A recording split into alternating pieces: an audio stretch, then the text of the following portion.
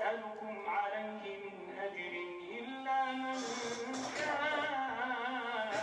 أن يتخذ إلى ربه سبيلا وتوكل على الحي الذي لا يموت وسبح بحمده وكفى به بذنوب عباده خبيرا الذي خلق السماوات والأرض وما بينهما في 6 أيام ثم استوى على العرش الرحمن فاسأل به خبيرا وإذا قيل لهم اسجدوا للرحمن قالوا وما الرحمن أنسجد لما تأمرنا وزادهم نفورا تبارك الذي جعل في السماء بروجا وجعل فيها سراجا وقمرا منيرا وهو الذي جعل الليل والنهار خلفة لمن أراد أن يذكر أو أراد شكورا وعباد الرحمن الذين يمشون على الأرض هونا وإذا خاطبهم الجاهلون قالوا سلاما والذين يبيتون لربهم سجدا وقياما والذين يقولون ربنا اصرف عنا عذاب جهنم إن عذابها كان غراما إنها ساءت مستقرا ومقاما والذين إذا أنفقوا لم يسرفوا ولم يقتروا وكان بين ذلك قواما والذين لا يدعون مع الله إلها آخر ولا يقتلون النفس التي حرم الله إلا بالحق ولا يزنون ومن يفعل ذلك يلقى أثاما يضاعف له العذاب يوم القيامة ويخلد فيه مهانا إلا من تاب وآمن وعمل عملا صالحا فأولئك يبدل الله سيئاتهم حسنات وكان الله غفورا رحيما ومن تاب وعمل صالحا فإنه يتوب إلى الله متابا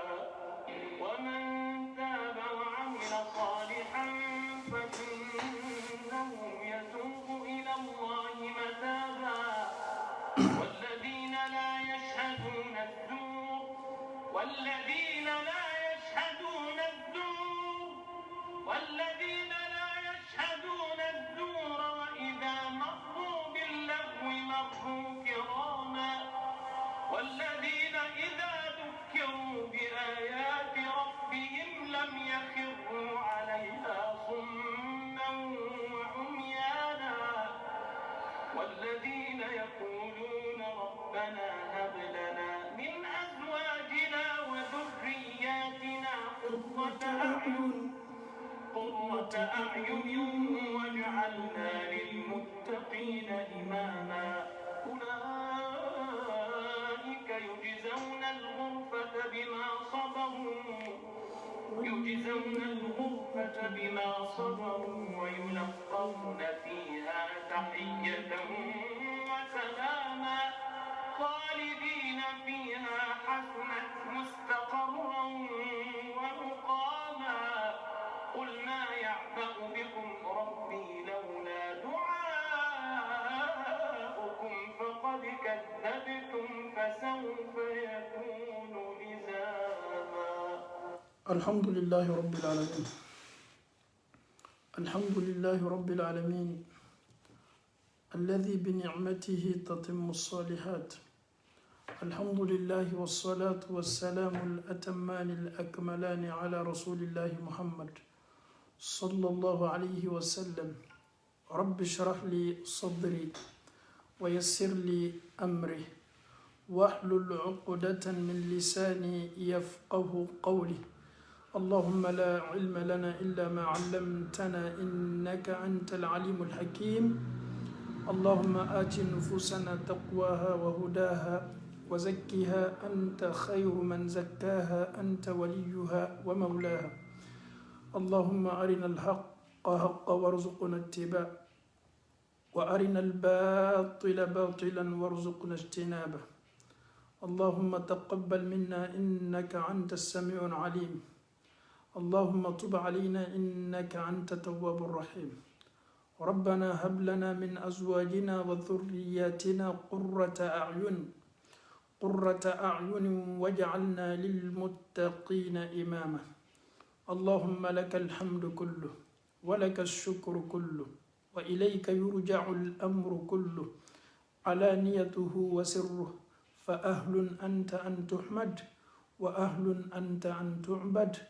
وأنت على كل شيء قدير. السلام عليكم ورحمة الله وبركاته. أنفوني أنبو أنكرو لمن قلب بلا كفني أمني كنتنا بلا بلا لورو بفوس لما يفولي لا بكلي يفولي لا أدمد يفولي لا أمي فولي سنمان لاسي أفريقيا ما أنا دونغو ب أمي فولي لاسي أوروب ما أنا دونغو ب أمي فولي لاسي أستراليا ما أنا كونو أنا دونغو ب أمي فولي لاسي أمريكا ما أني آزي فولي سنمانا دانت فولي منا أرجينا كونو دونغو فولي أنفو أني أنبو nin foli belebele an b'a lase aw ma ni sawa laseli ka aw fo aw ka lamɛniko ɲuman na ka aw fo aw ka waati minnu bɛ ta aw bolo ka aw kulomalo Alahu Taala kumakan na. An bɛ aw fo foli la dante foli min na. Masa Alahu Taala ye min kɛnɛya min di ne ni aw ma ka kuma ka ɲɔgɔn lamɛn,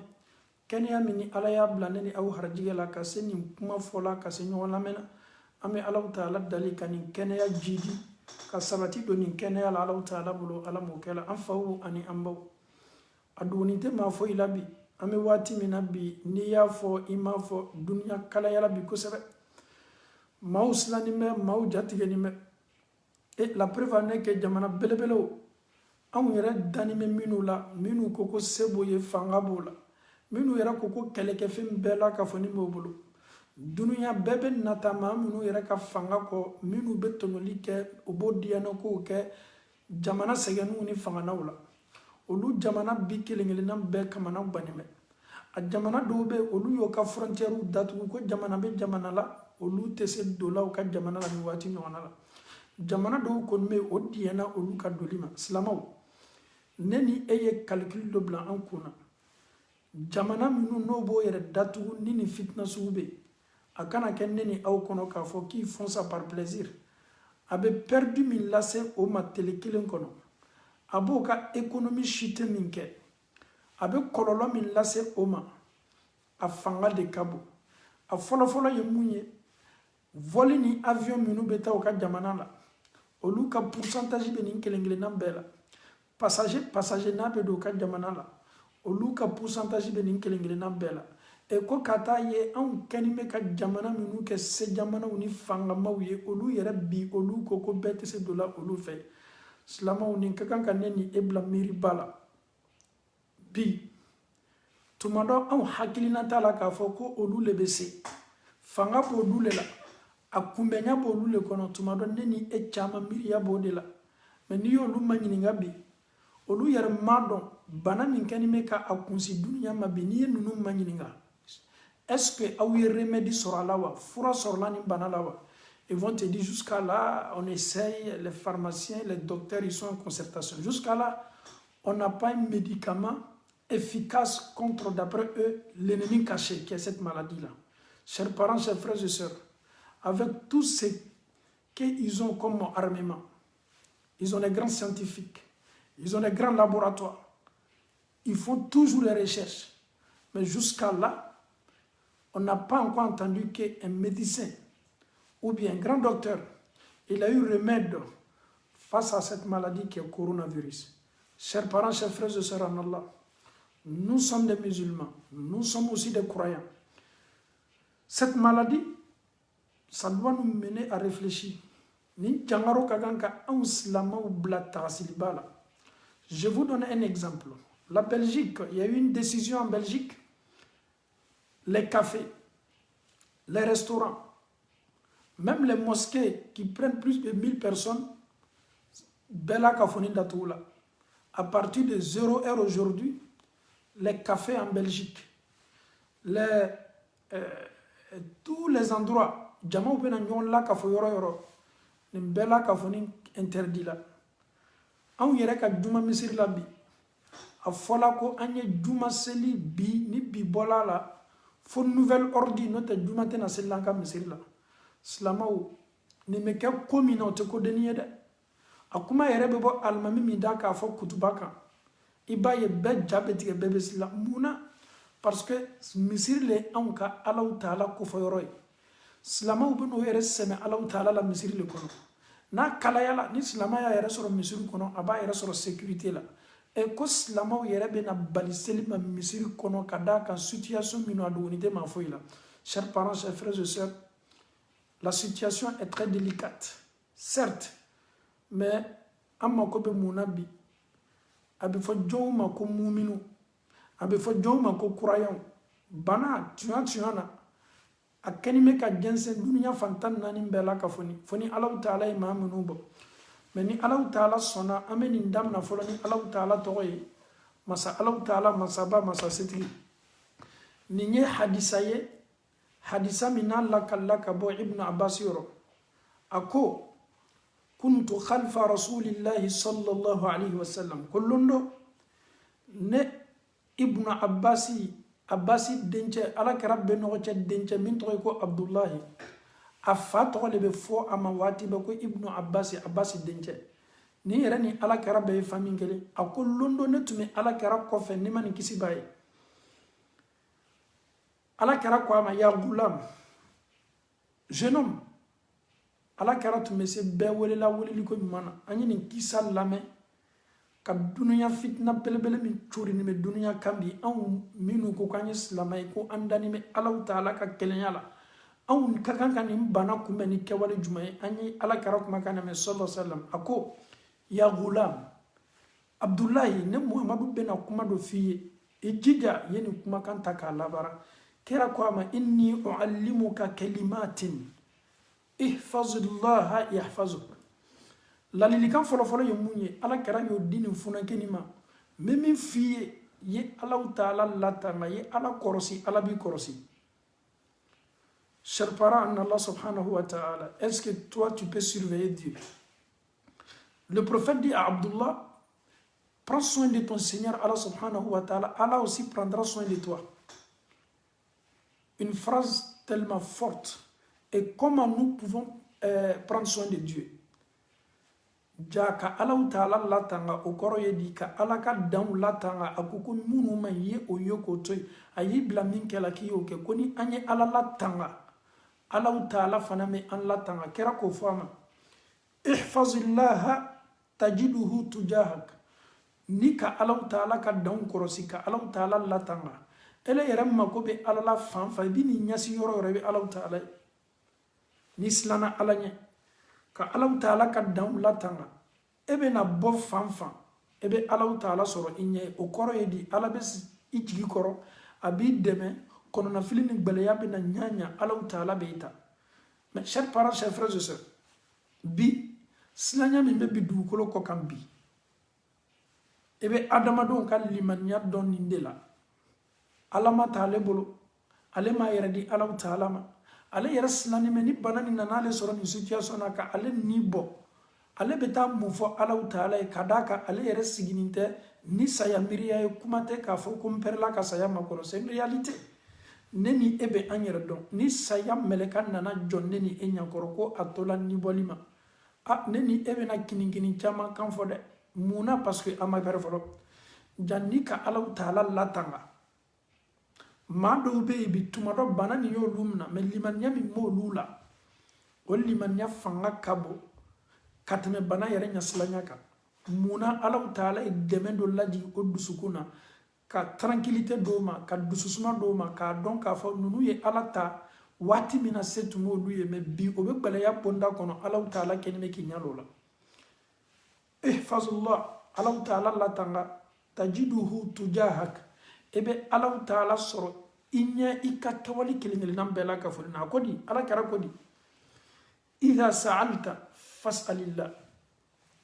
Abdullahi, ni bɛ weleli kɛ waati waati ye Alahu Taala wele dɛ, ni mako bɛ ko ko la y'a ɲini Alahu Taala fɛ. Wa idha sta'anta, ni mako fana bɛ dɛmɛ dɔ la,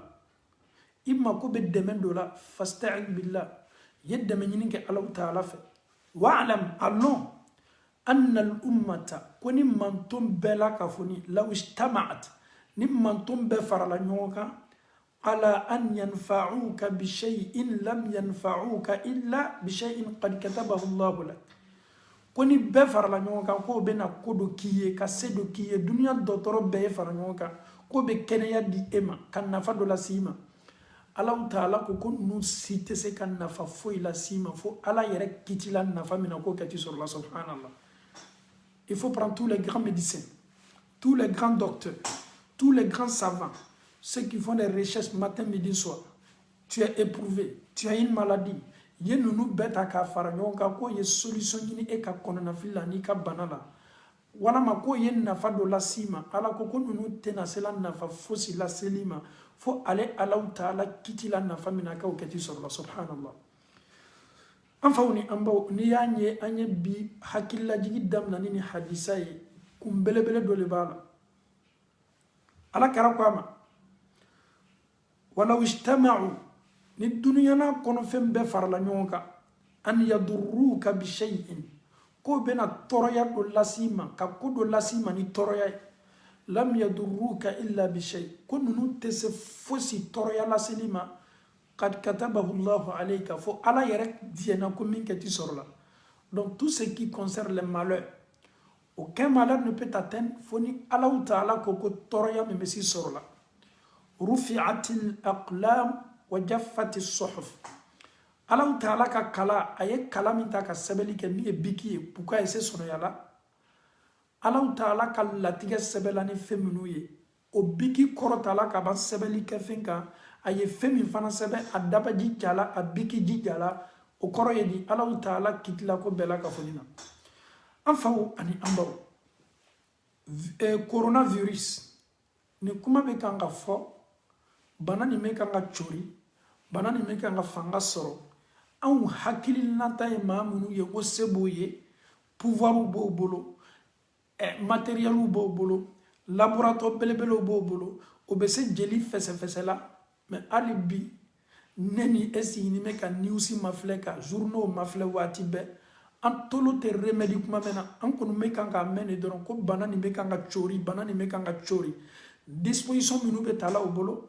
soit maa gbɛrɛ kana don anw ka jamana la, walama a yɛrɛ bɛ quartier minnu la ka quartier olu bila quarantaine na. Bi solution kelen pe min bɛ yen bi ni jangaro ni nin bana ka ko dɔ de b'o ye, subhanallah. Mais an faw ni an baw, ne ni e b'a dɔn ko Alahu Taala masa min kɔnɔnafili t'a dɔnni na, masa min a ma bana foyi lajigin dugukolo kɔ kan fo ka fura le k'a la. Anw ka médecin baw, anw ka pharmacien baw, anw ka hakilima baw, ninnu tɛ se la nin fila sɔrɔla ka sɔrɔ Alahu Taala bɛ nin fila dɔn. Nin fila yɛrɛ bɛ anw senkɔrɔ, a bɛ an bolokɔrɔ, mais tuma dɔ an ka dɔgɔtɔrɔ le ma se a ma fɔlɔ. Nin bɛ mun fɔlɔfɔlɔ yira ne ni aw la, adamaden jɔn de ye, adamaden bɛɛ ye jɔn. Nin bana nana le k'an ka jɔnya yira an na, k'a yira américains na vous êtes des esclaves de Dieu, k'a yira africains na nous sommes tous des esclaves de Dieu, k'a yira européens la nous sommes tous des esclaves de Dieu. On n'a pas de pouvoir ni de puissance. Allahu Taala tale a ka fanga ye, subhanallah. Arrête de taper ta poitrine. Je suis le plus fort. Nous avons toutes sortes de technologies. On peut faire ceci, on peut faire cela. Dis-toi qu'avec cette maladie, qui n'est même pas une grande maladie, même près de Allah subhanahu wa ta'ala, c'est cette maladie qui est en train de secouer le monde aujourd'hui. C'est en train de secouer le monde. Ça secoue le cœur, ça secoue les êtres humains, ça secoue tout le monde. Chez Dieu, ça là même, c'est même pas une maladie. Subhanallah. Il y a d'autres qui me diront, mais arrêtez, nous avons cette maladie qui est Corona, vous parlez de Dieu. Mon frère, le bas monde que tu vois là,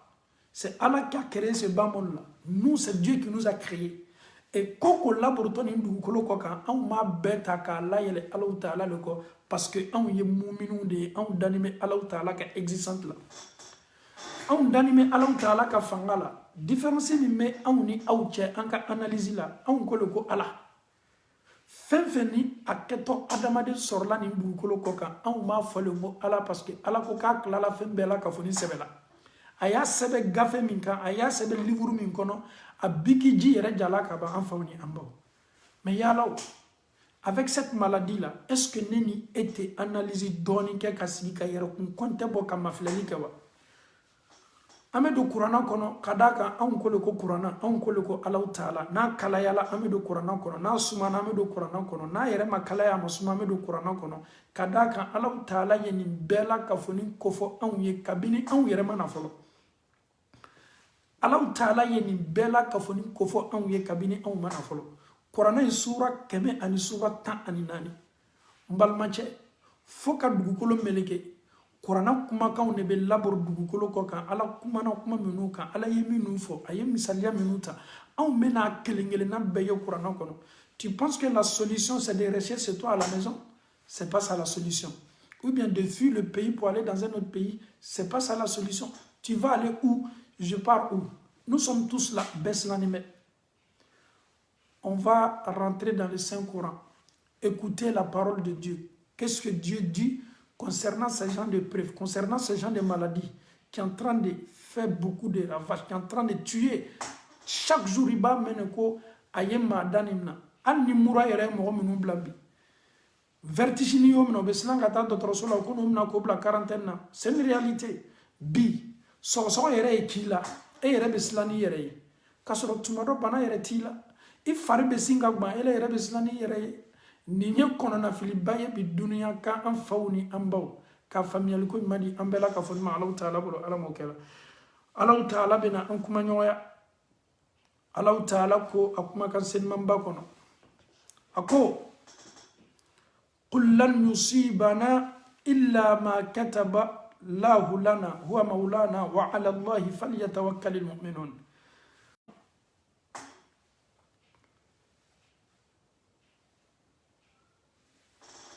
Ninye Allah Taala kuma kanyi qul lan yusibana afoko foitena ansoro anka nyana mayala akala banayewa akala lajarabiliyewa akala kubrayewa fositena ansoro illa ma kataba Allah lana foni ala yere kitila ko komi keto ansoro la huwa maulana ala le an nyamoy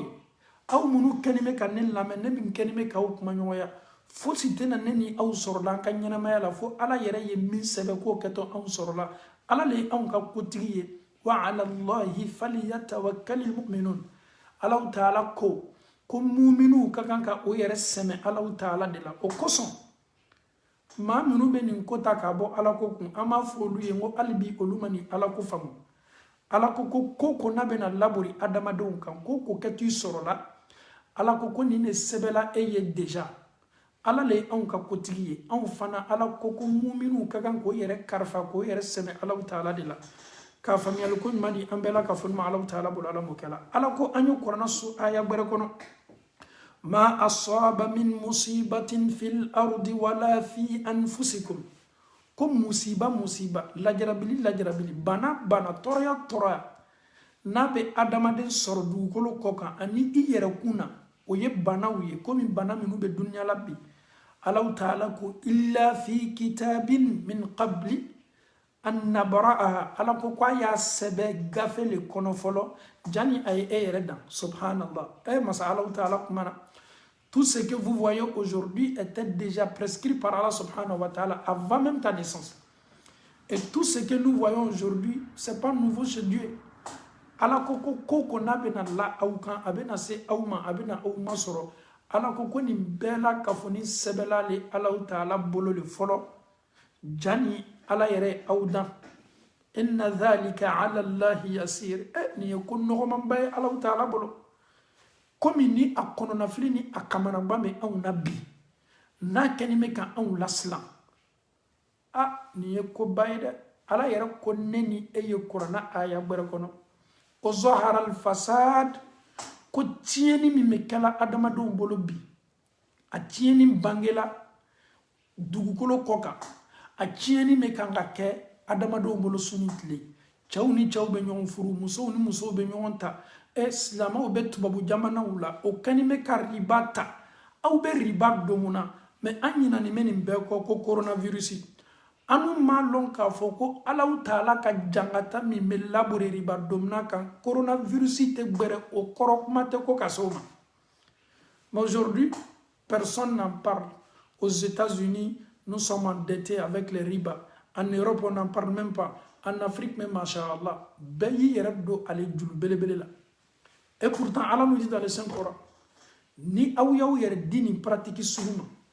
aw ye pɛrɛ ka ne ala ka kɛlɛ makɔnɔ je vais vous combattre et avec cette maladie qui est corona là si je dis une petite maladie je dis pas ça je ne minimise pas la maladie mais alaw taala yɛrɛ fɛ nin tɛ bana ye nin yɛrɛ tɛ bana jugu bana ba ye bana min bɛ ala kɔnɔna fili subhanallah mais ala yɛrɛ ko julumu bɛ julumu la ko ni aw m'o dabila ale ala bɛ aw kɛlɛ e ni alaw taala cɛ ni ala yɛrɛ pɛrɛla ka anw kɛlɛ bi ni alaw taala ko k'a bɛ ne ni e kɛlɛ ne ni e min bɛ taamana ɲɔgɔn fɛ riba le kɛni bɛ k'e balo e ka voiture min b'i bolo y'a san riba de la e b'i ka so min na y'a san riba de la e b'i diɲɛ ko minnu kɛla bi i kɛni bɛ ka juluw le ta k'a sara riba la i dusu tɛ bɔ i tɛ silan e ko silama dɔw ko olu bɛ bagala Chine ma ko Chinois ye silamaw kɛlɛ ko Chinois ye silamaw tɔɔrɔ k'a sɔrɔ ne ni e yɛrɛ fana bɛ ala yɛrɛ tɔɔrɔ la min fanga ka bon ka tɛmɛ Chinois ka tɔɔrɔya min la silamaw kan bi silama kilancɛ bɛɛ kɛla riba domina ye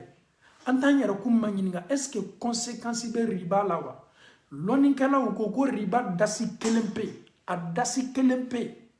riba dasi kelen pe an ye nin lamɛn kosɛbɛ dɛ ko ka la ni i bamuso ye jɛnɛya bonda kɔnɔ lafɛn ka ko ye tɛmɛ i ni woloba cɛ o ka fisa i ma o julumu ka fisa i ma ka tɛmɛ riba dasi kelen domu kan ni nin kumakan bɛ fɔ wallahi adamadenw b'o tugu hali sini dɔw pɛrɛnnen bɛ nin waati ɲɔgɔnna la o kɛlen bɛ k'o ka dossiers fara ɲɔgɔn kan k'olu fana bɛ taa ka t'o ka juru ta dusukun gbɛlɛyala dusukun fariyala ala ko yɛrɛ tɛ kan ka adamadenw lasilan kɔ adamadenw yɛrɛ b'o yɛrɛ ma ɲininka yala est-ce que kuma minnu yɛrɛ bɛɛ bɛ fɔla ala ko la tiɲɛ b'a la wa et anw kɛlen bɛ bi kan an basé coronavirus kan k'a sɔrɔ e kɛlen bɛ ka baara min kɛ bi aujourd'hui c'est plus grave même alaw taala fɛ que coronavirus mais date bila nin na alimami ni e kɔni y'i da bila la ka ban tu deviens la personne non grata c'est-à-dire tu seras l'imam le plus détesté raison pour laquelle souvent je n'arrive pas à comprendre les imams de l'Europe ils ont du mal à parler sur riba on ne sait pas si peut-être eux-mêmes leur meilleur dans riba ou bien pourquoi tu n'arrives pas à parler sur les riba an faw ni an baw an kɔrɔw an badenw an sigiɲɔgɔnw anw ni minnu bɛ ko kelen ma o kɛni bɛ k'i yɛrɛ don julu kɔrɔ mais date bila la da bɛ bila mun de la ni min wulila dɔrɔn coronavirus a natɔ k'a sɔrɔ e yɛrɛ ye min kɛ o ka jugu alaw taala fɛ ka tɛmɛ coronavirus kan an faw ni an baw alaw taala ko nin bana corila dugukolo kɔ kan an y'a lamɛn kosɛbɛ dɛ conséquence minnu b'a la alaw taala bɛna o de kofɔ an ye sisan an ma alaw taala dali ka faamuyali ko ɲuman di an bɛɛ la ka fɔ nin ma alaw taala bolo ala m'o kɛla ala ko tiɲɛni a ye fanga sɔrɔ a bangela so kɔnɔ a bangela sodenniw la a bangela villagew la nin julumu ko le kɛni bɛ ka kɛ aw bolo bima kasabat aydi nas nin yɛrɛ ye aw yɛrɛ kan ba kɛwalew de ala y'o de fɔ dɛ aw yɛrɛ bolo le ye nin ala sɔbaaraw kɛ alaw taala ko komi nin tiɲɛni kɛni bɛ ka fanga sɔrɔ ele dani b'i ka so min kɔnɔ ni e yɛrɛ b'a dɔn e taala ka taa julu le ta julu min ko a dasi kelen julumu ka bɔ ka tɛmɛ ka la ni i woloba ye lafɛn kan o ma ele lasilan julu min alaw taala ko k'a bɛ ni i lalɔli k'i kɛlɛ ele bɛ se lɔ la ni ala ye ka kɛlɛ kɛ ɲɛ jumɛn ma n'i ye bɔkisɛkɛla fila bila ko ye kɛlɛ kɛ ala ko ale ni e kɛtɔ kɛlɛ sugu de kɛla ala ko bima kasabat aydi nas adamadenw yɛrɛ la laɲini ni o yɛrɛ ye julumu baara min kɛ alaw taala ko liyuziqahum ba'da alladhi amilu ala ko kabena jangata fitini labori awka subhanallah ala ni jangata fitini ne abena amma fle doni ka an lanene jangata doni na ba'da alladhi amilu aw ka julum bara min kenincho ala taala ko kabena o doni ta ko labori awka la'allahum yarji'un no kela ou bien si ka miri ka réfléchir si tu vois que ça là ça m'arrive si tu vois que cette maladie là rentre partout est-ce que on yere humain on adamadou est-ce que on yere ma kodo ke Allah Ta'ala là ah il y a d'autres qui vont te dire non c'est une maladie qui a été fabriquée par pièce mon frère anyani mbela ka fonito si ça a été fabriqué ça n'a pas été fabriqué maminu ya fabriqué comme il est côté olu yere te kanga solution soro ala avec un nibo olu fait comme avec un nibo fambela ka foni fait Allah Ta'ala ko comme na awla nene je vais vous faire goûter aw yere ka julumu aw ka péché nola mena nka julumu donibla pour que aw ya donc a foko aw ka ala soso mi mekelani bara ni ne ya tourner ala yeni toroyabla aw ka c'est un verset coranique c'est Allah qui nous parle dans le Saint Coran ظهر الفساد في البر والبحر بما كسبت أيدي الناس ليذيقهم بعد الذي عملوا لعلهم يرجعون سبحان الله الله نيني أو كامداني آياما الله تعالى فوني يانا أوما فوني أو سوترا أو كلمة كافوكو تمادوكو نيمبانا c'est ce que les musulmans se disent cette maladie là ne touche pas les musulmans mais il y a des comportements que certains musulmans adoptent. Cette maladie peut les frapper sans problème. Et une maladie même qui ne parle même pas les croyants. Ce n'est pas toi musulman qui désobéis à Allah subhanahu wa ta'ala que cette maladie ne peut pas t'atteindre. Et Allah te parle dans le Saint-Coran. Il ne parle pas seulement des mécréants ici. Il te dit Zahar al-fasadu fil barri wal bahr. Ko tieni ye fanga soro tieni bangela alangene mela dugu kono alangene mela so nunu be dikere fe village la kabe adamadon yere ka kewalima ala le côté de ama foko slama ama foko slanta au ka jugoni au ka kewali ni no fe ala ko kwa bena jangata labori au ka jangata doni kabon yorojma kabo au yere ka kewali jugula au ya donc ka foko bara ni no koson ne ala yeni chikana au ma la'allahum tumado no kala aula yarji'un aw bena aw kosegi kana katasi ka Allah soso baraw dabla ki yere la say Allah Ta'ala subhanallah e am fawni ambaw mala ladhi ahlaqa qawmun mun yato ala yennu hanka mo halaki ani une question posée mun yato nu hanka mo halaki la san keme kono noni san biloru nu hankeni me ka communauté wole kana ala mawe nu han soso o yake fatoy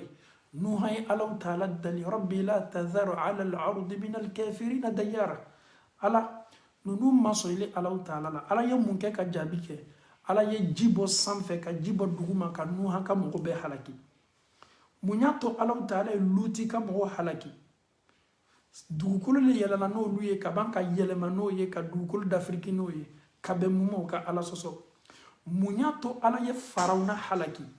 farona min ko ayrema ko leli alaye amam sa foylon bani serla kaw ko ya fali farona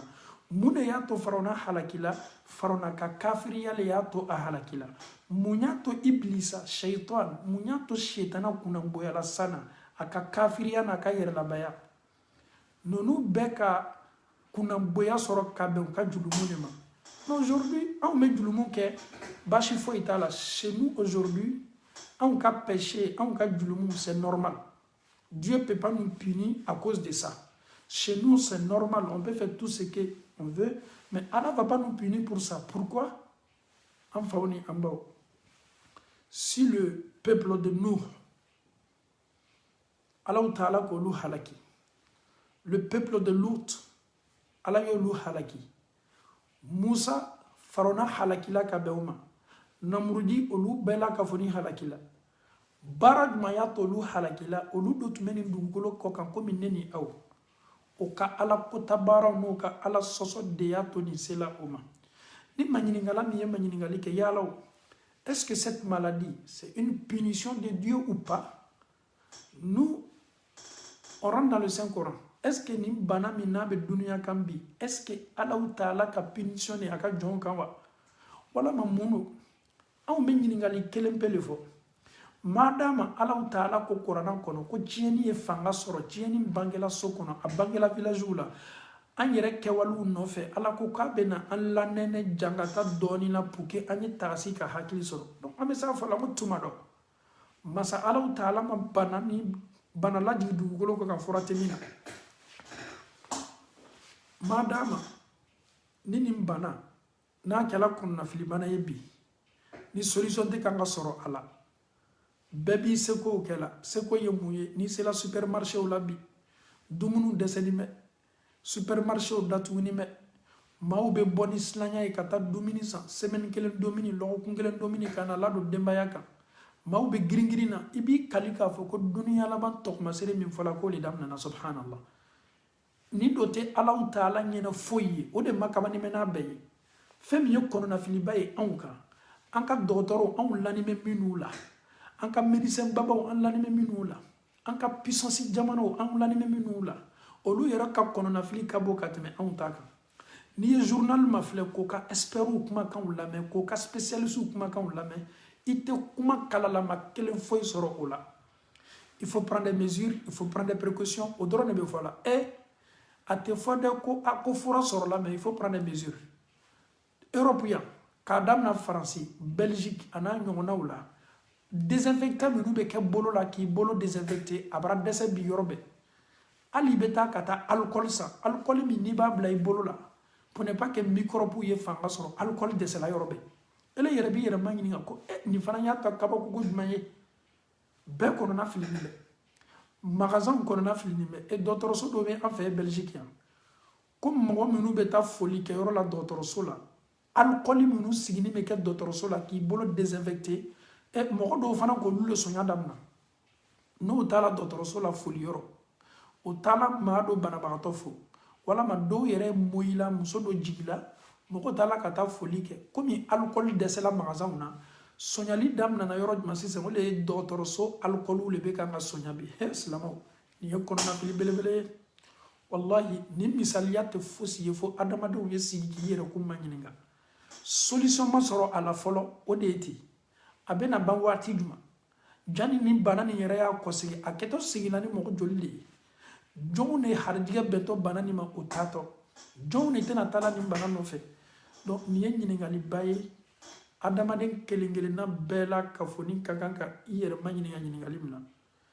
Alahu Ta'ala ko Muhamadu ma o fana ye dusulajigiba ye dusulajigi min fanga ka bon Ala ko Muhamadu ma ko madama i b'i ka mantonw cɛ ma i kɛni bɛ ka julumu yafa ɲini ni Ala fɛ ne Ala tɛna ninnu halakila k'i to julumu yafa ɲini na solution ba dɔ ye mun ye ne ni e min kɛni bɛ ka riba dɔn ne ni e min bɛ tiɲɛni belebelew sila kan ne ni e ye an yɛrɛ bila julumu yafa ɲini bonda kɔnɔ teriya bolo ma k'an yɛrɛ lasigi Alahu Ta'ala ma Ala ko n'aw bɛ Alahu Ta'ala ko fɔ ka julumu yafa ɲini kɛ Ala fɛ hali ni jankata nana julumu yafalaw julumu minnu b'o yɛrɛ gbɛrɛ Ala la olu tɛna dɔ sɔrɔ jankata la donc ne ni e an ye teriya ka astagfirullah fɔ daminɛ astagfirullah Ala ko le fɔ Muhamadu ma ko tant que n'i bɛ julumu yafa ɲinina ne Ala fɛ ne Alahu Ta'ala tɛna ninnu lajaba la n'i y'a ye bi bana ni hali bi a fɛrɛnen bɛ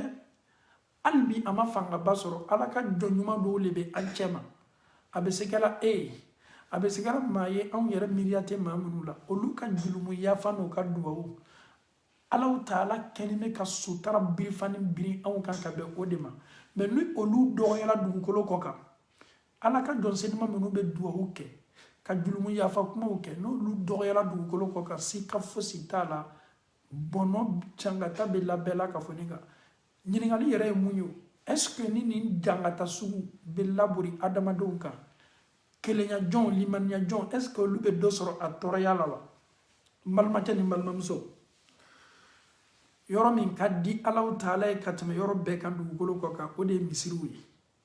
misiriw fana bɛɛ la belebele o le ye alikaba ye ne ni e ye an ka alikaba mafilɛ 24 sur 24 alikaba min bɛ lamunumunu ka lamunumunu maaw la tawafu bonda kɔnɔ umura bɛ kɛ sanga ni waati bɛɛ hiji waatiw fana na mouvement bɛ ni ne ni e sigila bi ka alikaba image mafilɛ a ka kan ka ne ni e jatigɛ Allahu Taala ka so bato bɛ kɛ so min na so min ka fisa ni so bɛɛ ye o so yɛrɛ lakolonyala bato bonda kɔnɔ ka bɛn silaya ma ça doit faire beaucoup peur alikaba n'i y'a mafilɛ et moi je me pose la question o ye n yɛrɛ ka analyse personnelle ye ka alikaba partager jama tɛ kan ka tawafu kɛ alikaba la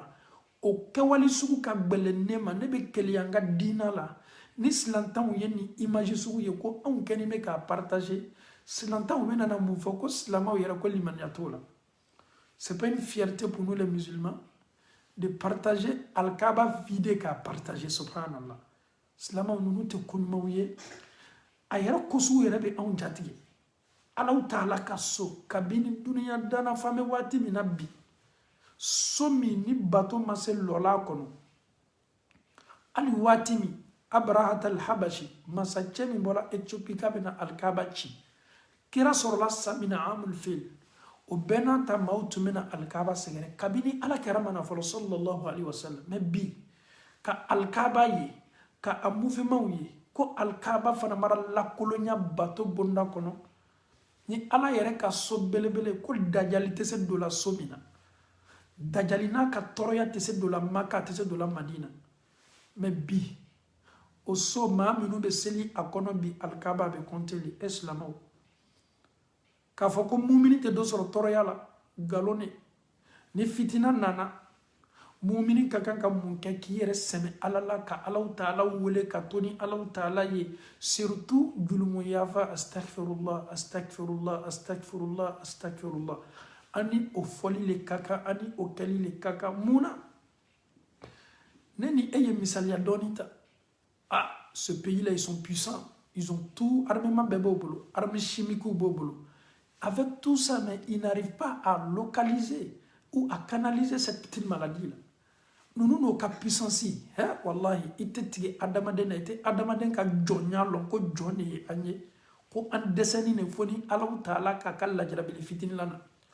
i bɛ anw ne sigi ni an ka gɛrɛnw la ce pays là fait frapper l'autre ce pays là est tellement puissant non n'o ye ninnu bombarda tɛ kun la anw bɛ sigi ka ninnu ka palmarèsi kɛ k'a sɔrɔ ninnu yɛrɛ ye adamadenw de ye ninnu yɛrɛ dɛsɛni ni komi anw dɛsɛni bɛ cogo min subhanallah ils ont tout fait la solution jangaro ni bɛ yɔrɔ min na ka yɔrɔ c'est à dire kana yɔrɔ dɔ kuru k'a lakori maa min bɛ yen o kana bɔ yen ka taa di mɔgɔ wɛrɛ ma solution min sɔrɔla tan o de b'o ye américains y'o ka frontière datugu ko européens kana don yen n m'a fɔ Angleterre jamana caman bɛ yen Russie n'a ɲɔgɔnnaw olu yɛrɛ y'o ka frontière datugu jamana caman ma olu de don ye duniya puissance baw ye an bɛ minnu ko fɔ ko puissance b'o bolo fangaw b'o la subhanallah e silamaw n ko appareil b'o bolo n'a bana b'i la n'o y'a bila i kan k'a bɛ se lɔn na jani si tɛ tiɲɛ ye n'a sɔrɔ appareil k'o ye tiɲɛ ye ko n'i bɛ don o ka frontière la ko n'o y'a bila i kan a bɛ se lɔn na ko bana b'i la n'o bɛ kɛra n'o ye tiɲɛ ye wallahi o tun tɛ frontière datugu si ka foyi t'a la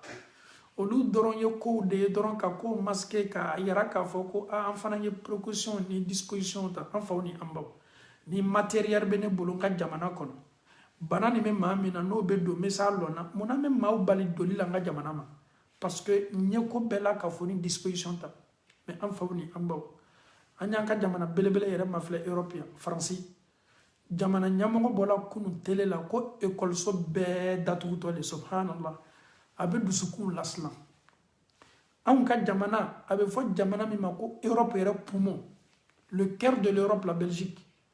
o fana premier ministre bɔra ko ekɔlisow bɛ datugu k'a daminɛ bi juma don ekɔlisow bɛɛ bɛna datugu sɔsɔli yɛrɛ ye mun ye denmisɛn minnu bɛ taa crèchew la n'a sɔrɔ olu baw n'o faw bɛ baaraw la olu taw kɛtɔkɛla di nin bɛɛ y'a ta kɔnɔnafili ko nunu yɛrɛ bɛɛ la ka fɔ ni surunyana ka janya a kɛɲa t'o ɲɛnɛ a bilanya t'o ɲɛnɛ a fɔnya t'o ɲɛnɛ subhanallah mɛ ne ni e ka kan ka mun dɔn nin tɛ yɛlɛ ko ye ko belebele don nin ye fitina belebele de ye problème yɛrɛ ye mun ye a bɛ ban waati jumɛn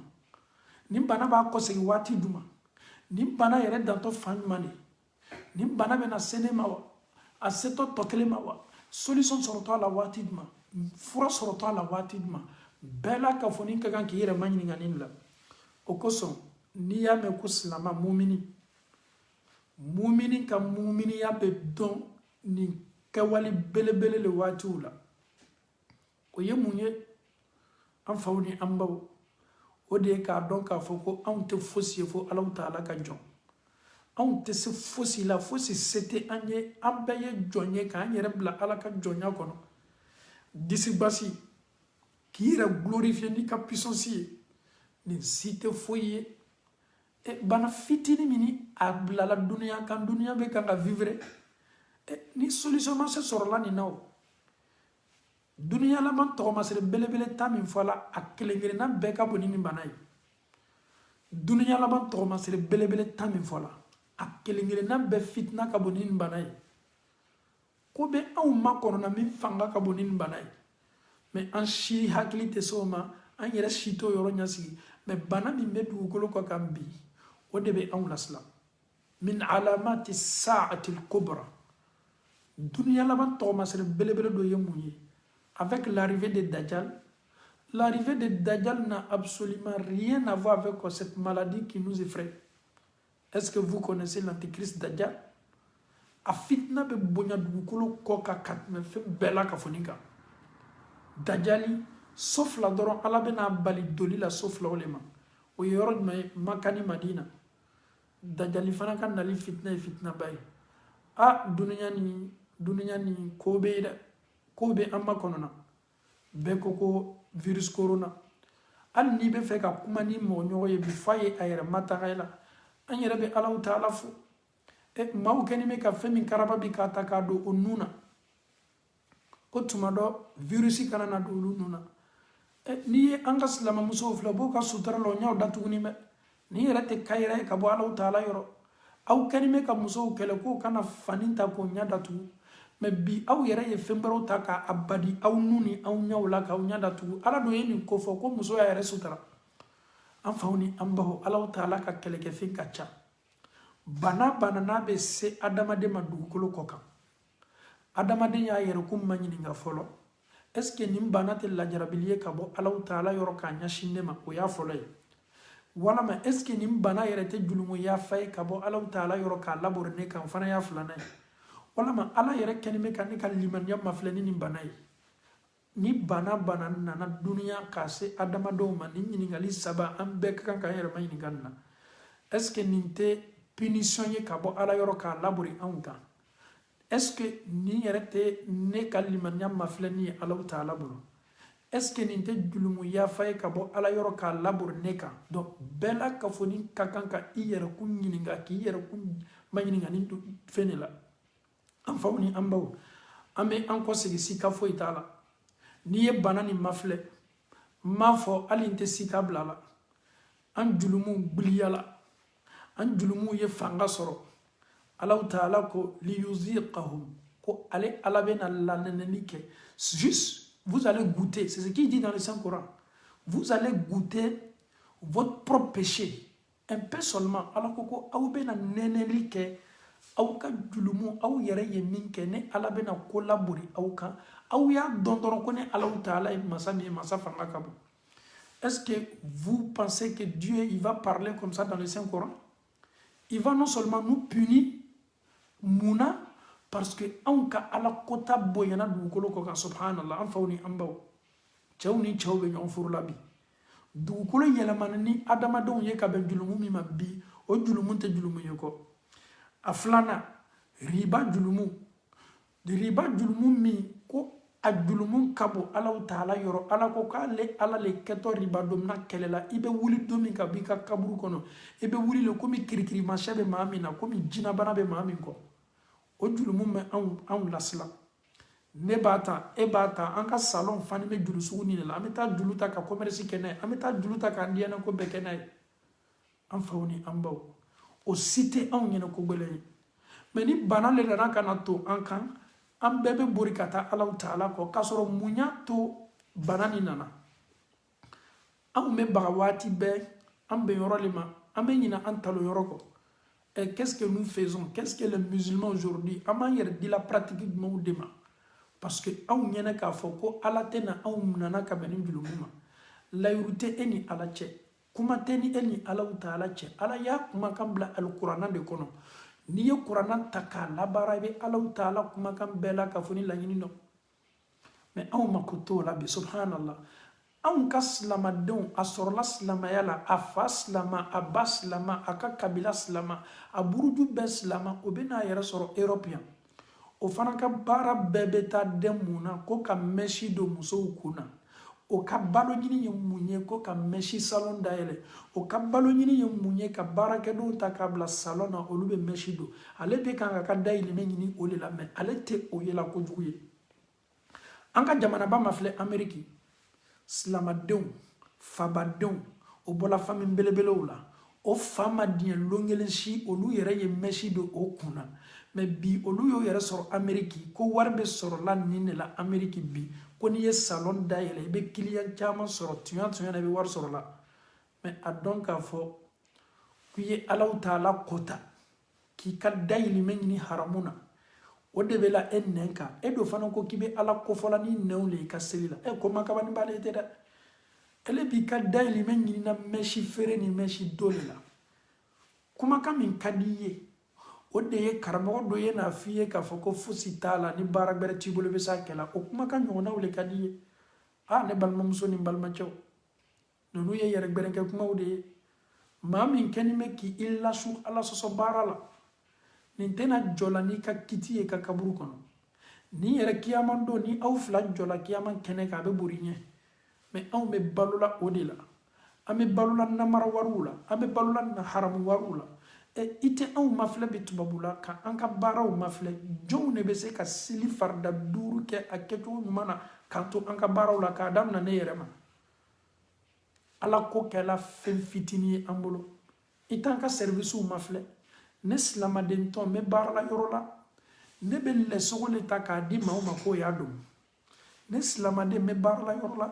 dɔlɔ le bɛ di ne ma ne ko ko n tɛ dɔlɔ min na ne bɛ dulɔ le ta k'a servi k'a di maaw ma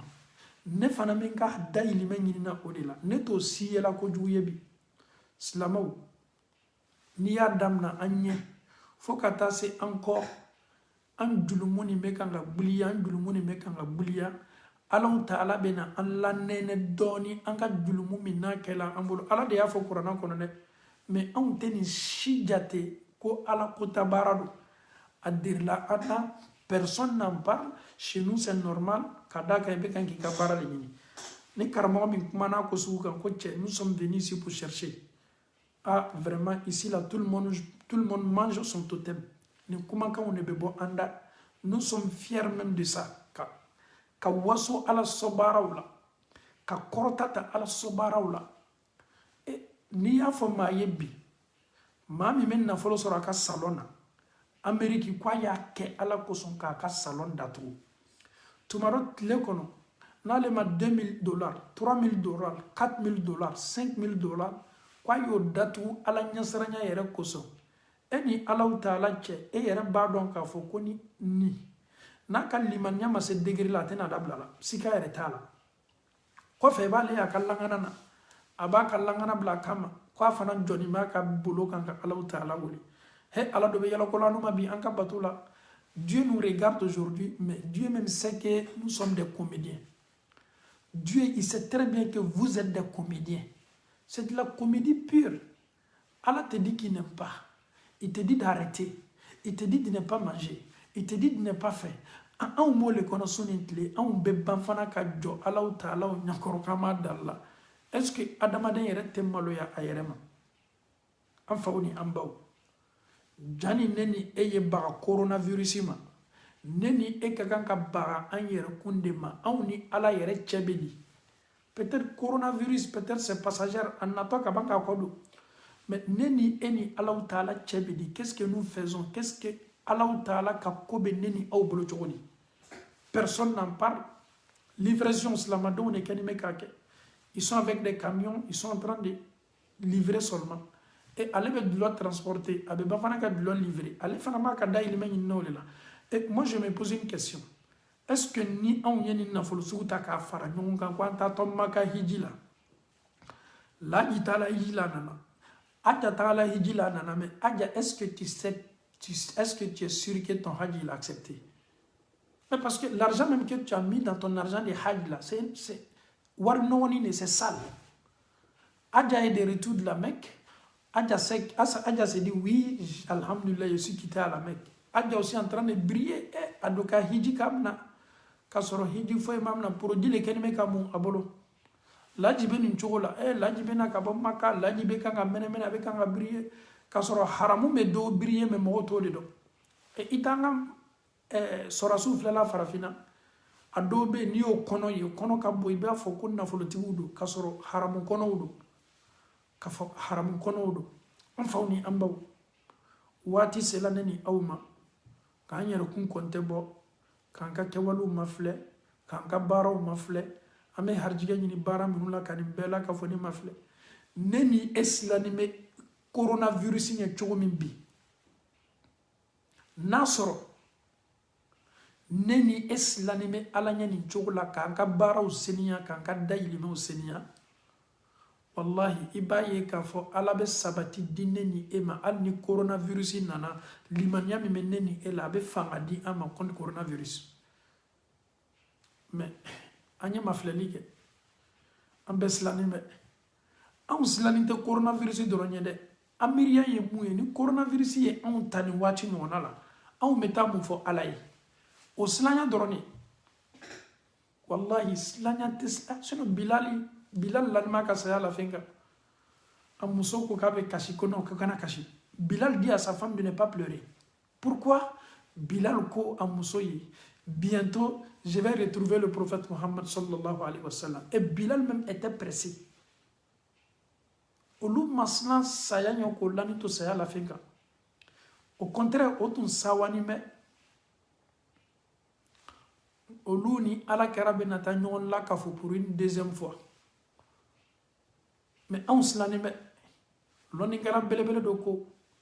Qu'on y a bi, on se l'anime saya nye si ka fo itala. Mounya tonne ni on se l'anime saya nye. Oko so madame na nyere ma wati be. Anye don la fo nu de, anye julumuntaw de. On tambolo korota ka fo ko aw ne beslana Allah ta'ala nye subhanallah. Fala tuzakku anfusakum. Ala ko kawka na uyere kun glorifier. Huwa alam Allah ta'ala de bado mami meslan Allah ta'ala nye. Nunu tumen nata no be sayal la fenka o bardo no sala ka ba ka her bunda dalela be loni kala belebele do magni ngala ko munya to bi besla ni me sayani akaramo wa akalande wa be ako saya ko nyana maya mi me amma kono na mi kaburu nyana maya ni nyana maya ka kanka ke ambela ka fonika arjina sufolodi climatiseur le ka kanka neni aw makono anka kaburu nyana mayala noro le ka kanka amma kono mais am beslani me anka kaburu nyana mayanye amma safolo de a climatiseur anya boka fere an noro anya noro ke dibiye anya be détruit et elle tato yoro mi ni ele yo chien ni ele bano chiena ele be se persela chodi ki tato nyana mayala note sahaba moyerdo utumisla alanye onoka alanya saranya fana utumisla me ka foko mi sayay o masla sayay ne Allah ta'ala ko Qur'an sen man bakon ko minal mu'minina rijal ko mu'minu chama ko chawbe muso belebelo be nonu yella yuru minta ala yo kala yuru dafa o sala ko to kuma kan keneka dobe oluma safolo deme ala koko olu fana sato ko to tuane ka afawni ambaw ame min fo nyonye ka dam na ne yere makata la se aw bema coronavirus a maslani mede mais riba dom julumon kabo kat me coronavirus ka coronavirus maslani mede ki ibaden kan nafolo namara o julumun kabo kateme okan coronavirus maslani meda me ka ɲɔgɔn gasi tɔɲɔ jɛnɛyaw ni julumu belebele n'a bɛ dugukolo ko kan nin bɛɛ fanga ka bɔ ka tɛmɛ coronavirus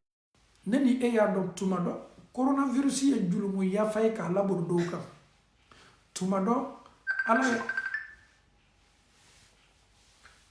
ala kɛɲɛ ka dɔw ka limaniya testele k'a mafilɛ nin bɛɛ n'a ka fɔ ni mesekɛla bana nɔfɛ ko ye k'i ka limaniya mafilɛ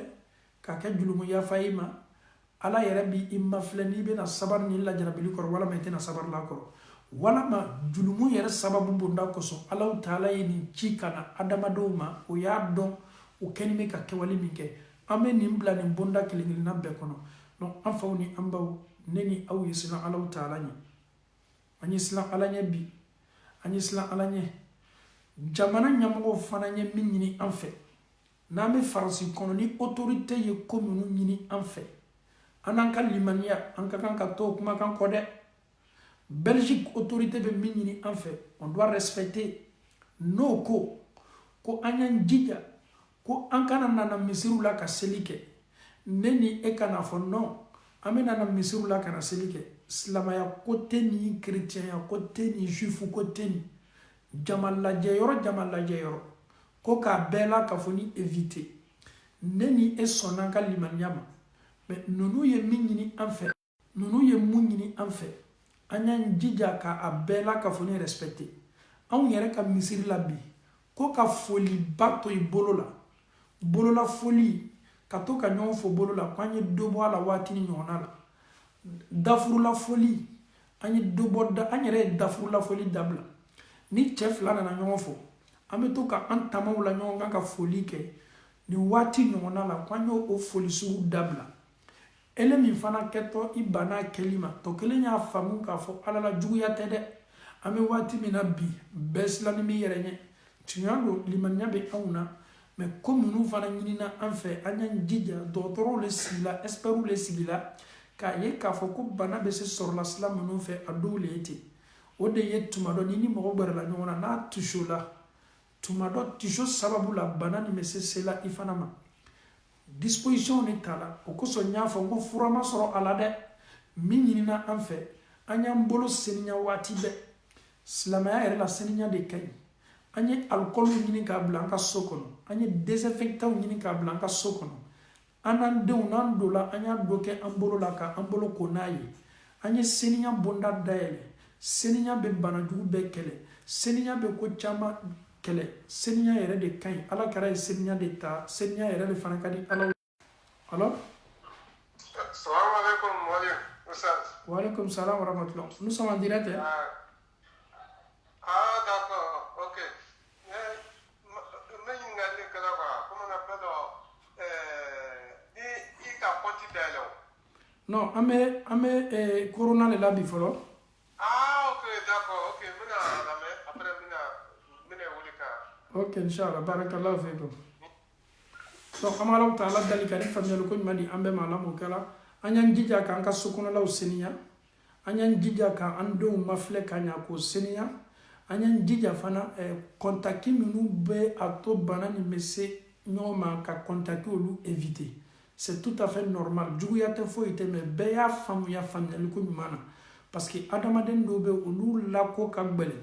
ni kuma sugu bana fola wi a cha limaniyati la isone ma so besa a kuma n'o tɛ ɲɔgɔn ye sila la a fɔla le ko ka précaution sugu ninnu ta munna pour que bana nin ye se calmer la dɔɔni n'o tɛ fura ma sɔrɔ a la fɔlɔ dɛ ka faamuyali ko ɲuman di an bɛɛ la ka fɔ ma Alahu taala bolo ala m'o kɛra alhamdulillah an baden dɔ bɛ fɛ ka intervenir inshallah.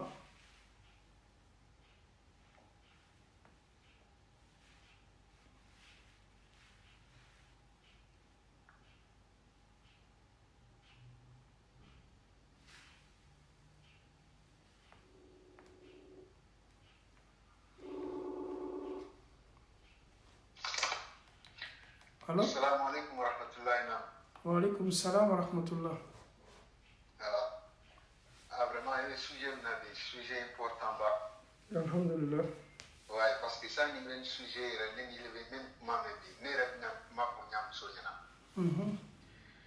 Parce que ni nana dunia fleur bi julumu ni fɛnw bonyala maintenant bana ni yɛrɛ daminɛla jamana min na mun yɛrɛ kɛra o jamana la d'abord an k'a ye réseaux sociaux kan silamɛw nana k'o tɔɔrɔ ka o lebu ka mɔgɔw kɛ dunia force bɛ jamana la a dun fɔla ko ni kojugu bɛ bonyala ni mɔgɔw cila a kan m'u kan ka kɔnna o bɛɛ k'i jɛ k'a to yen a bɛ continuer ni balawu bɛ na a tɛ dan olu ma a bɛ bɛɛ sɔrɔ o ye premier filanan ye min ye i ka Mexico ni salon ko mun fɔ nin ye o ye musow ta bonda ye an cɛw ta bonda la an siaman bɛ yen bi an bɛ sécurité baaraw ni fɛnw kɛla i y'a contrat bɛ taa bɛn barigow ma boîtiw ma o ni musow ta koɲɛ nin bɛɛ bɛ don cadre kelen kɔnɔ o swahili min bɛ baara dɔ la komi i k'a fɔ n y'a dɔrɔ servi ninnu ni fɛnkɛ ninnu an bɛɛ bɛ don ni cadre ninnu fɛnkɛw kɔnɔ donc vraiment a sujet a bɔla banako la a nana diya a nana se ko min na c'est important komi i ka conseil ni fɛnkɛ minnu fɔ n ye maintenant ne la question de min ye na sisan est-ce que ça va est-ce que nin koɲɛ bɛ cogoya min komi k'a ɲɛfɔ ɲama ye mɔgɔ ye olu ninnu ni fɛnkɛ ninnu bɛɛ tu ladɔn semiya bonda ninnu kɔnɔ alikɔli ninnu ni fɛnkɛ ninnu kɔnɔ maintenant komi k'a ɲɛfɔ ɲama limaniya mɔgɔ y'a fɛn k'i jigi sigi ala la maintenant ka ni ko k'i sɔrɔ k'a la ala kun bon ne la question tun bɛ min y'o la sisan an y'a faamuyali b'a la bɛɛ b'i yɛrɛ filɛ de sisan i bɛ julumu mun kɛla i bɛ tɔɲɔli mun kɛla est-ce que ala y'a dimi ninnu kosɔn o dɔ tɛ se k'a kɛ fana ala b'a pini cogoya min na a b'i yɛrɛ sɔrɔ o ala dimi si kama a bɛ se k'i yɛrɛ sɔrɔ ala y'a dimi taabolo ma sisan n ka question b'o de ala ma nɔgɔyara amina bana y'a kiti silamɛya la bana ye julumuya fale ye ala taala y'a ka nabima belebele ye ayuba ala y'a lajarabi ni bana ye ayuba ka bana min ni ala y'a la kan ka ayuba ka limaniya mafilɛ k'a kɛ ayuba ma fana kɔrɔta ni sabati ye an bɛ ala dali bana minnu kɛtɔ an sɔrɔla k'a kɛ ayuba ta bana ɲɔgɔnnaw ye min bɛ sabati di adamaden ma ka limaniya la bana dɔw fana bɛ yen ni julumu cayala ala y'o ɲɔgɔnniya labori farona n'a ka mɔgɔw kan o y'i ban min kɛ musa la ala ye kaba bɔ fariw la a ye tɔɔrɔya lase o ma donc o banaw fana caman bɛ sɔrɔ ka bɛn adamaden ka julumu de ma donc ni bana sugu nana la adamaden kan a caman na n'i yɛrɛ lasigi ala ma ala ye masa min ye a ka hinɛ ka bɔ tuma dɔ a bɛ se nin wulila ka bɔ aw kan donc an bɛ waati min na bi nin bana min n'a nana n y'o de fɔ n kumakan na silamɛw ka julumu yɛrɛ ka bɔ bi ka tɛmɛ silantanw kan silamɛ min sigitɔ bɔnna k'a fɔ ko bana nin tɛ silamɛw ka bana ye ko silantanw ta don ele yɛrɛ ye makɔrɔni kɛ e bɛ tɔɲɔli min kɛ k'i to i ka silamɛya la est ce que a bɛ e to yen wa donc i ka kuma min fɔ je rejoins encore ta parole an bɛɛ sigi k'an yɛrɛ kɔntɛ bɔ k'a ni alaw taala cɛ ma filɛ ka yɛlɛmani don an ka comportement kelen kelenna bɛɛ la ka an yɛrɛ sɛmɛ alaw taala la a caman na an bɛ se sababa sɔrɔla k'an to baara de la inshallah ala ma nɔgɔya waaleykum salam tola alhamdulillahi rabbil alamin an faw ni an baw anw ka kɛlɛkɛfɛn ye fɛn fɔlɔ min ye o de ye duwawu ye k'an yɛrɛ sɛmɛ ala la ka ban ka duwawu kɛ an teri ye duwawu min fɔtɔ an bolo sisan an faw ni an baw ye bɛɛ y'i jija an ye duwawu dɔ fɔ an ka émission tɛmɛni mais bi an bɛna duwawu wɛrɛ fɔ kira ye duwawu min lalɔnniya di an ma a duwawu fana ni fɔli ka kan nin waati ɲɔgɔnna la bi kosɛbɛ allahumma inni a'udhu bika min al-barasi wal-jununi wal-dudhami wa min sayyi'il asqami nin duwawu fana kɔrɔ ye di allahumma anw tigi ala anw mari inni ala neye e ala ka joye ne a'udhu bika me tanga nyini ka boyle ala taala yoro yen la tanga min al barasi ka bo banala bana mi me adamaden fari yelema ki fari bo asugula ebe ta tigi lani soro a fari be be akay bi kalika fo ko butur le munala anya bebe do wola o ye bana juma o ye bi ama fo bana munu mango cancer na be adamaden bo isugula ama fo bana munu mango sida o na be adamaden bo isugula ame bana belebele munu ko fo ni nani nyala tigila mo kan ka atigila mo ka passer fleka av image fleka alani ye bi bana mi me adamaden yelema ka bo asugula min al bars bana mi me ke sababu ye iboloni aba bedom ka ba ama fo bana munu mango kunatoya bana mi me adamaden farso dom ki farkolo yelema ka bo asugula wa min al jununi ala an tanga ka bo fatoyama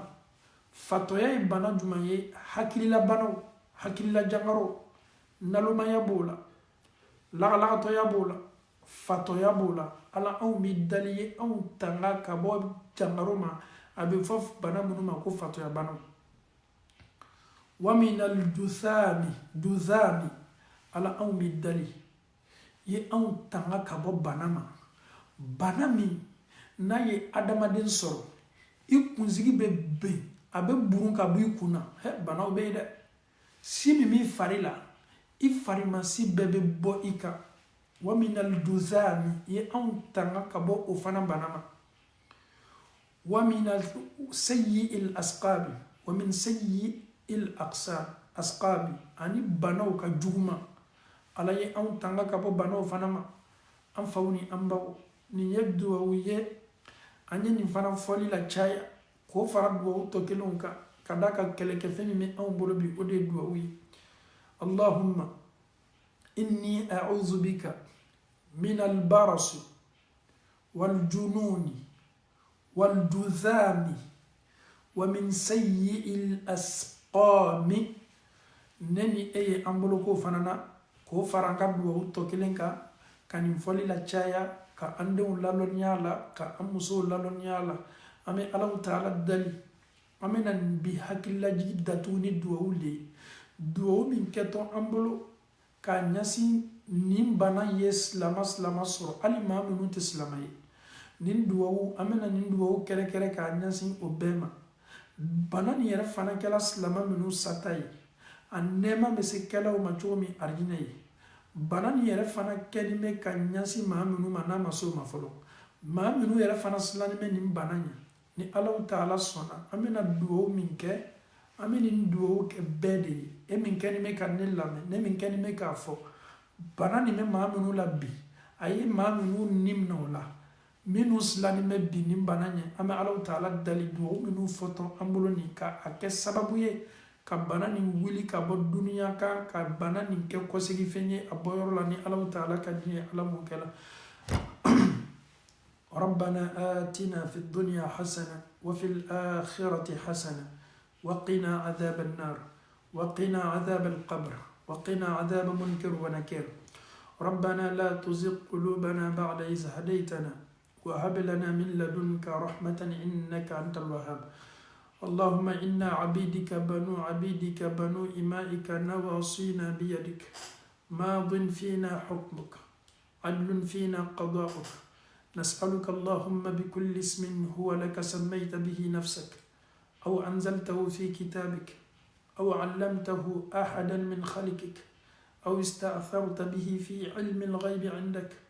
أن تجعل القرآن العظيم ربيع قلوبنا ونور صدورنا وجلاء أحزاننا وذهاب همومنا وغمومنا اللهم كن لنا ولا تكن علينا اللهم انصر الإسلام والمسلمين في أمريكا اللهم انصر الإسلام والمسلمين في أوروبا اللهم انصر الإسلام والمسلمين في آسيا اللهم انصر الإسلام والمسلمين في أستراليا اللهم انصر الإسلام والمسلمين في إفريقيا اللهم كن لنا ولا تكن علينا اللهم انصر من نصر الدين واخذل من خذل الدين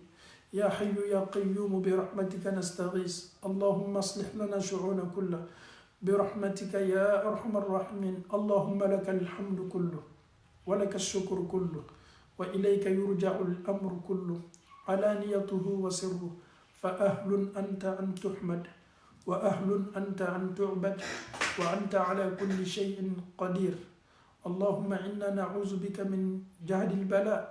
ودرك الشقاء وسوء القضاء وشماتة الأعضاء برحمتك يا أرحم الراحمين اللهم تقبل منا إنك أنت السميع العليم اللهم تب علينا إنك أنت التواب الرحيم اللهم لا تدع لنا في مقامنا هذا ذنبا إلا غفرته اللهم لا تدع لنا في مقامنا هذا ذنبا إلا غفرته ولا هما إلا فرجته ولا كربا إلا نفسته ولا عسيرا إلا يسرته ولا مريضا إلا شفيته ولا مريضا إلا شفيته ولا مريضا إلا شفيته ولا مريضا إلا شفيته ولا مريضا إلا شفيته ولا مريضا إلا شفيته ولا ميتا إلا رحمته ولا حاجة من حوائج الدنيا والآخرة هي لك رضا ولنا فيها صلاة إلا أعنتنا على قضائها ويسرتها برحمتك يا أرحم الراحمين اللهم اقسم لنا من خشيتك ما تحول به بيننا وبين معصيتك ومن طاعتك ما تبلغنا به جنتك ومن اليقين ما تهون به علينا مصائب الدنيا ومتعنا اللهم بأسماعنا وأبصارنا وقواتنا أبدا ما أبقيتنا واجعله الوارث منا واجعل سعرنا على من ظلمنا وانصرنا على من آدانا ولا تجعل مصيبتنا في ديننا ولا تجعل الدنيا أكبر همنا ولا مبلغ علمنا ولا إلى النار مصيرنا واجعل الجنة هي دارنا اللهم اجعل آخر كلامنا من الدنيا لا إله إلا الله محمد رسول الله صلى الله عليه وسلم اللهم آت نفوسنا تقواها وهداها وزكها أنت خير من زكاها أنت وليها ومولاها اللهم أرنا الحق حقا وارزقنا اتباعه وأرنا الباطل باطلا وارزقنا اجتنابه برحمتك يا أرحم الراحمين اللهم اغفر لجميع أموات المسلمين والمسلمات الذين شهدوا لك بالوحدانية ولنبيك برسالة وماتوا على ذلك اللهم اغفر لهم أجمعين اللهم اغفر لهم وارحمهم وعافيهم واعف عنهم اللهم اكرم نزلهم اللهم وسع مدخلهم اللهم اغسلهم بالماء والثلج والبرد اللهم نقهم من الذنوب كما ينقى ثوب العبيد من الدنس اللهم ابدل لهم دارا خيرا من دارهم وأهلا خيرا من أهلهم اللهم من أحييته منا فأحييه على الإسلام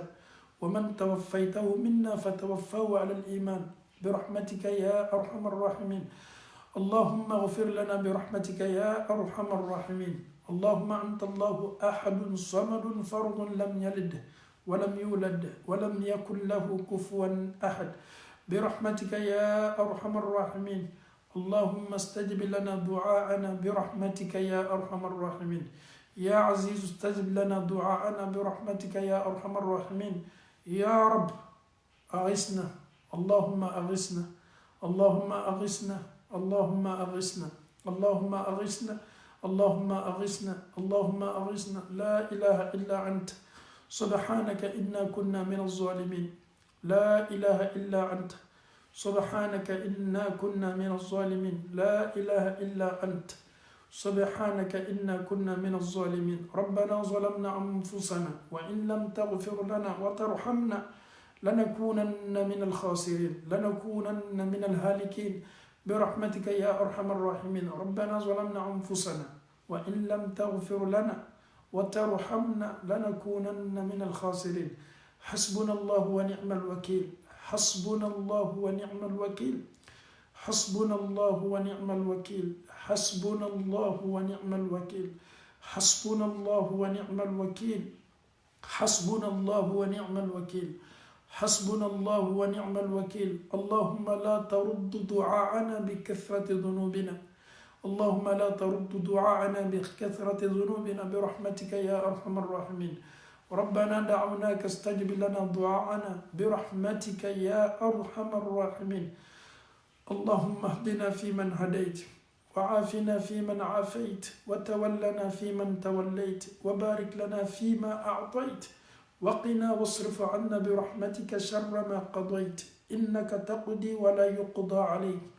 إنه لا يذل من واليت ولا يعز من عاديت تبارك ربنا وتعاليت اللهم تقبل منا إنك أنت السميع العليم وتب علينا إنك أنت التواب الرحيم اللهم دعوناك ربنا دعوناك اللهم لا ترد دعاءنا بكثرة ذنوبنا أمي علو تعالى الدليل علو تعالى كان أنك الدعو بلمنا لما كبه أنجل مكتشيا لما أمي علو تعالى ولي كايرا داكا فوكو أو يجون دي أو تفوسي علي علو تعالى كجونكو اللهم أنت على إنا عبيدك أو يلي علو تعالى كجون دي بنو عبيدك أو فوني أنبو أو ني أولو يلي علو تعالى كجوني أنبو يلي علو تعالى كجوني نواصينا بيدك ماض فينا حكمك عدل فينا قضاء أنك قب بي علو تعالى دبلو على لبي كتي أنك كو كلنجل نمبلا على أمي ولي كدورين تغولا يدورين تغمنو لاجي دي كتابو كونوني أنك كلاني أنك لوني مساما an yɛrɛ ye dɔw ye kuranna kɔnɔ mɛ ji kitabu minnu kɔnna kuranna ɲɛ i ka duure tɔgɔ dɔw b'o la tuma dɔ an t'olu dɔn walama y'i ka jɔn dɔ filɛ kɛrɛkɛrɛni bolo ma k'i ka duure tɔgɔ dɔ lɔni di an ma ala anw tɛ min kala ma i duure tɔgɔ la an b'i wele nin tɔgɔ kelen kelen n'an bɛɛ la an bɛ min dɔn an tɛ min dɔn ala ka kuranna kɛ nɔrɔ ye anw dusukun ma k'a kɛ kanda ye anw bolo k'a kɛ latangali belebele an ma ka bɛn nin jankaro ma alaw taala bolo ala m'o kɛla ala أو ميتالي دواو سينمانا على كراي دواو سينما من دي أفرمسو ممي جواريه سبحان الله وبحمده عدد خلقه ورضا نفسه وزينة عرشه ومداد كلماته على أو بيلي ألو تعالى تو سينيا سينيا بيلي ألو تعالى تانو بيلي ألو تعالى عدد خلقه يدام فين دان جينو أدامدو وكونفو جي كونفو مسان كونفو ala ele ala kele de be nunu be nomuru do minu sala minu be dugukolo ko kan minu be ɲɛnamaya la ala ye dani minu kɛ ala anw bile ala taala tɔgɔ seniya nunu kelen-kelenna bɛɛ kan nomuru la subhanallah a miliyari yirika bɛɛ ala anw bile ala taala fo k'i tɔgɔ seniya kan bɛɛ i ka danfɛnw yɛrɛ d'a ma o ka nomuru ma wa ridwa nafsihi ala anw bile ala taala wele ni weleli ye weleli min bɛ bɛnle ala ma anw ye jɔnw de ye tuma dɔ a fɔcogo man ɲi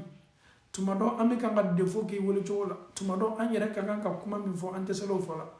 ala anw miile alaw taala dali kuma min bɛ bɛnle ala ma weleli yɛrɛ bonda kɔnɔ seniyali bonda kɔnɔ an b'i dali ye an ka weleli jaabi ka bɛn o yɛrɛ nouveau ma i k'i ta an ma i kana an ma filɛ julumutɔw de ye an ye wa zinata arushihi ala anw bɛ e tɔgɔ seniya k'i le alaw taala wele iki ka arsu belebele masiri ni masiri ɲuman min ye ala anw b'a dɔn ko arsu ye fɛn valeur ma ba ye arsu yɛrɛ fana masiri ni ni fɛn ɲumanw de ye ala arsu décor ni arsu masiri anw bɛ ala ka bɛn nin kelen-kelenna bɛɛ ma wa ridwa nafsihi wa zinata arshihi wa midada kalimati subhanallah ala ele alaw taala ka kumakan ni ka laɲini bɛ dan niveau min na a bɛ dan niveau min na anw t'o dɔn e bɛ se kuma dɔ fɔla kuranna kɔnɔ tuma dɔ anw yɛrɛ bɛ se fasari fitinin de fɔla la an ti e ka alaw taala ka laɲini yɛrɛ lɔ fo ka taa se a dan na ala anw mele alaw taala tɔgɔ seniya ka bɛn ka kuma lawoloninw ni ka kuma yɛrɛ dandɔnbali ma ala anw b'i wele nin na ala kɛra ye duwawu senima min di a denmuso fatimata ma an bɛ nin duwawu fana lase ni an ka jɔnya laseli ye ya hayyu ala e de ye ɲɛnamaya mansa ye saya tɛ min doni na saya tɛ ala doni na ala ka se ni saya ma mansa min ko a yɛrɛ ma kuranna kɔnɔ la ta'khuzuhu sinatun wala nawm a yɛrɛ tɛ jin kɔ kuma tɛ ko ka sunɔgɔ ala anw bɛ e alaw taala wele e de ye ɲɛnamaya mansa ye ya hayyu ya qayyum e de lɔni bɛ ni ko bɛɛ la ka fɔ ni ye bi rahmatika nastaghithu ala aw mi an dama kasi aw mi le alaw taala wele k'i ka nɛɛma le nata y'i ka nɛɛma cori anw kan aslih lana shu'unana kulla ala ye anw ka kɛwale kelen kelenna bɛɛ ɲa ka di an ma wala takilna ila anfusina tarfata ayn ala i kana anw to an yɛrɛ bolo i kana lamɛnnikɛlaw to o yɛrɛ bolo ala anw bɛ e dali i kana anw to an yɛrɛ bolo y'i ka latangali filɛli labori anw kan saga ni waati bɛɛ ala i kana anw to an yɛrɛ ma komi adamaden tiginta ala anw sɔnna e ka jɔnya ma ala anw mako b'i ka kɔlɔsili la an mako b'i ka sutura la an mako b'i ka latangali la ala anw b'i le alaw taala dali kumakan min ni ibrahima y'a fɔ jana y'a yɛrɛ sɔrɔ tasuma la n'i le alaw taala ye tasuma kɛ kisi ni nɛɛma ibrahima ma hasbunallahu wa ni'mal wakil ala anw jigi ye e alaw taala de ye dugukolo kɔ kan anw jigi tɛ puissance ni foyi ye anw y'an yɛrɛ sɛmɛ e alaw taala la anw m'a dɔn ko anw ani minnu ko yɛrɛ ma ko puissance e de ye anw bɛɛ la ka fɔ nin na ala nin lajarabili min ɲɛsini bɛ anw ma bi anw bɛ an jigi sɛmɛ e alaw taala kan anw do fana m'a dɔn k'a fɔ ko anw ye masa min kɛ an jigi ye o de ye jigi sɛmɛ masaw bɛɛ ka sɔn hɛrɛma ye ibrahima ye nin duwawu senima min fɔ n'i y'a latanga ala anw fana b'i dali ka duniya latanga ka bɔ nin fitina belebele ma min alaw taala bolo ala m'o kɛla ala anw b'i dali duwawu la duwawu min ko ni maa min kumakan laban kɛla ye ko alaw taala bɛ arijinɛ d'i ma min ye la ilaha illallah ele alaw taala kelenya kuma an b'i dali kelenya ko o fɔli nɔgɔya an ye k'an dilanni to saya lafɛn kan k'o nɔgɔya lamɛnnikɛlaw bɛɛ la k'a fɔ nin ye ala m'o kɛla ala anw faw dɔw ye latigɛ kɛ an ba caman ye sosegi kɛ a ye ala saya kɛla an ka so kelen kelenna bɛɛ kɔnɔ nin bana min yɛrɛ n'a kɛlen bɛ ka ɲɛsin bi duniya ma a ye fagali caman kɛ silamɛw caman b'a la ala anw bɛ le alaw taala wele julumo yafa weleli la allahumma ghfir lahum warhamhum ala yafa an ka silama feerew ma ye yafa o ma ye hinaw la wa kirim nuzulahum ala nunu lani bɛ layɔrɔ min na o ka kaburu layɔrɔ an bɛ dali y'a kɛ soba ye k'a d'o ma wa wasi' mudkhalahum ala ye nunu ka kaburu den y'a lawolo o kɔrɔ ala واغسلهم بالماء والثلج والبرد كما ينقى ثوب الأبيض من الدنس ala nunu ye julumuntaw de ye an b'i dali minnu sɔnna anw ye ni o dannen bɛ u ka saya lafɛn kan walama o lannen bɛ u ka kaburu kɔnɔ ala anw bɛ e alaw taala dali ka nunu seniya ka o bɔ o julumunw na komi fani bɛɛ bɛ seniya cogo min ka bɔ kɔsɔ ni nɔgɔ ni joli la ala n'i ye nɔgɔ ye fani bɛɛ kan ka tila ka fani bɛɛ don eau de javel la fani bɛɛ bɛ seniya cogo min ka bɔ nɔgɔ la ala mi e alaw taala dali k'an ka saya feere ninnu kelen kelenna bɛɛ la ka fɔ ni seniya ka bɔ o julumu na komi fani bɛɛ bɛ seniya cogo min walama nɛnji min bɛ bɔ san na o ka seni cogo min ye o ka barajiw seniya o cogo la k'o julumu bɛɛ la ka fɔ ni yafa ala an b'i dali maa minnu ye sosegi kɛ denbaya ninnu tola o kɔ k'u ka denbayaw latanga o kɔ ala m'o kɛla an bɛ alaw taala dali se tɛ anw ye jɔnw de ye an bɛ kan ka ala wele ni weleli minnu ye ala anw b'a dɔn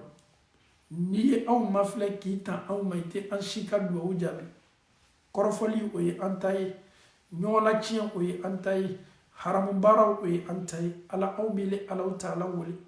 i kini ɲanɔ ni si la ye yafa anw ma ka an kunnadiya ka an kanda ka ban fana ka sila bɛrɛbɛrɛ baaraw nɔgɔya an y'an ye sow kɛla ka da kan adamaden ni adamaden dafa masaw ye alaw taala ye y'i ka ciden senima minnu kɛrɛkɛrɛ k'o dafa ka baara ɲuman nɔgɔya o ye an bɛ le alaw taala dali ka an fana kɛ nin cogoya la alaw taala bolo ala m'o kɛla an faw ni an baw duwawu min kɛla k'a mina an bɛɛ la ka fɔ nin ma alaw taala bolo ala m'o kɛla sika t'a la kira ko sallallahu alaihi wasallam ud'u allaha wa antum muqinuna bil ijaba aw ye alaw taala wele duwawu waati aw ye dɛngɛnɛya ko ala kɛtɔ a jaabi la an b'a jigi k'a fɔ ko duwawu min kɛla an bolo ka bɛn ala kɛra ka hadisa ma ala ma nin duwawu minana ala ma minana duniya bɛɛ ma ala ma minana banabagatɔw ma minnu fana ye sosigi kɛ k'a mina olu ma yinayina ni silanya min bɛ anw minnu fana na ala ma minana an bɛɛ la ka fɔ ni ma k'an sutura ala bolo ni toroya ni fitna ni la jarabili mi be dugukolo ko kambi ka Allah taala dia ka nan ka bonso nan ka dema yaw bela ka foni la tanga ala mo kera ni mami fana ya yere ye ko ni jakaru yi soro akana ki kono ka fo ko kuna boyalo ko flalo tumado be se kilima julungu ya faye tumado ala be kan ki kalima nya mafle tumado Allah taala yere be kan ka punition ni labori ikaka be ka ke wali juguma donc ama Allah taala dali la jarabili la to anka ka sabari la jarabili talila ka Allah taala wole lu ko mana Allah taala bulu ala mo kala am fawni am baw kala ka fin kele be mi am bolo bi o de do wiye o de anka arme mai ka Allah taala wole ka wole li yere la kan du sukun senya sikata la amanyere Allah taala kala tanga bonda kono neni e mako bode labi ama Allah taala dali musakaw ko noya ambe ala mo kala ka dunya sutra ka dunya latanga ka ni fitna chori ka bo dunya fambe fe ala taala bulu ala mo kala note e ni ka balande ko ala taala ka somi misiri ko bela ka funinda to labi no ni te nouvelle dumaye bi islama foima anan kalimanya me nunu ko ni kosu abe ketoro ya bi amma alama anoyala alama afitna willa ka bo dunya ka alama be sutra la alama be la tangala précaution nunu ko fola anyan jija ko lubla marché la ka anyere seninya ka antiga seninya foliba nunu ko ka dobo foliba la ka dobo dafuru la foli la tuade limanya beneni ela mais comme nunu fana fola al wiqaya khairun min al ilaj, mieux vaut prévenir que de guérir, que Allah nous facilite la bonne compréhension. ربنا آتنا في الدنيا حسنة وفي الآخرة حسنة وقنا عذاب النار ربنا لا تزغ قلوبنا بعد إذ هديتنا وهب لنا من لدنك رحمة إنك أنت الوهاب. السلام عليكم ورحمة الله وبركاته.